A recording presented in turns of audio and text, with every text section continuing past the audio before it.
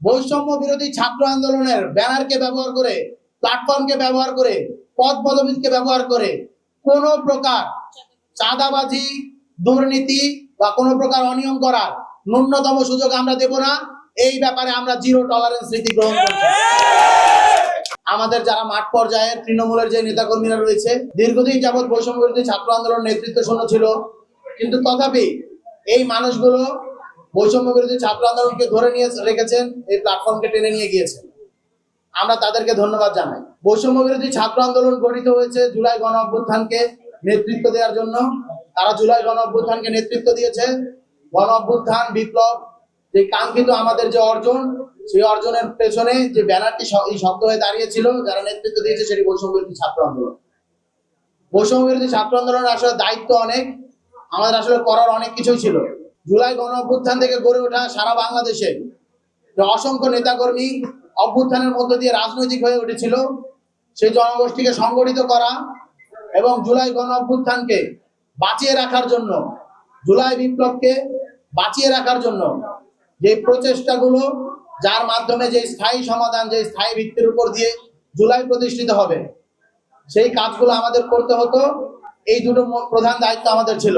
ঐতিহাসিক এক দফায় শহীদ মিনার থেকে আমরা ওয়াদাবদ্ধ ছিলাম, জুলাইয়ের এই যে গণ অভ্যুত্থান, আমাদের এই বিপ্লব, এটি সফল হলে শুধু স্বৈরাচারী শেখ হাসিনার পতনের মধ্য দিয়ে এটি সীমাবদ্ধ থাকবে না। আমরা ফ্যাসিবাদী ব্যবস্থার বিলোপ ও নতুন রাজনৈতিক বন্দোবস্তের কমিটমেন্ট নিয়েই এই যে প্ল্যাটফর্ম, এটি শুরু করেছিলাম। কিন্তু সারা বাংলাদেশকে সংগঠিত করার যে চেষ্টা, যে কার্যক্রম, সেটি একটু বেশি প্রায়োরিটি পেয়ে গিয়েছিল, যার ফলে জুলাই সম্পর্কিত অনেকগুলো কাজই আমরা দেখতে পেয়েছি, আমরা সেইভাবে সেগুলো নিয়ে কাজ করতে পারিনি।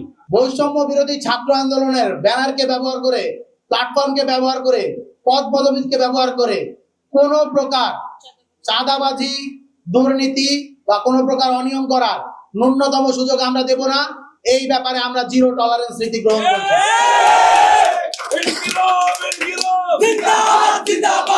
আমরা দায়িত্ব পাওয়ার পরবর্তীতে প্রথম ঘোষণা হিসেবে আমরা একটি কাজ অগ্রিম আপনাদের কথা বলে দিতে চাই, একটি কর্মসূচি। আমরা প্রথম কার্যক্রম হিসেবে সারা বাংলাদেশের সমস্ত কমিটির কে আমরা যাচাই বাছাইয়ের জন্য একটি আর্থিক স্বচ্ছতা কমিটি ঘোষণা করব এবং এই আর্থিক স্বচ্ছতা কমিটিকে 15 কার্য দিবসের মাঝে সকল আর্থিক কেলেঙ্কারি বিষয়ক যত অভিযোগ রয়েছে সবকিছু যাচাই বাছাই করে একটি শ্বেতপত্র প্রকাশের জন্য নির্দেশ প্রদান করব। বৈষম্য বিরোধী ছাত্র আন্দোলন প্ল্যাটফর্মকে ব্যবহার করে যারা এটিকে কলঙ্কিত করার চেষ্টা করেছে, এটিকে কলঙ্ক মুক্ত করার প্রথম প্রয়াস, প্রথম প্রতিজ্ঞা বৈষম্য বিরোধী ছাত্র আন্দোলনের যে নির্বাচিত সদস্যগণ তারা করছে। ইনকিলাব জিন্দাবাদ। এনসিপির মেম্বার এই মুহূর্তে নয়, আমি পদত্যাগ করেছি এবং পদত্যাগ করার শর্তেই আমি আসলে বৈষম্য বিরোধী ছাত্র আন্দোলনের যে কাউন্সিলের যে ফর্ম, সেটি পূরণ করেছিলাম। আমি একজন প্রার্থী হয়েছি।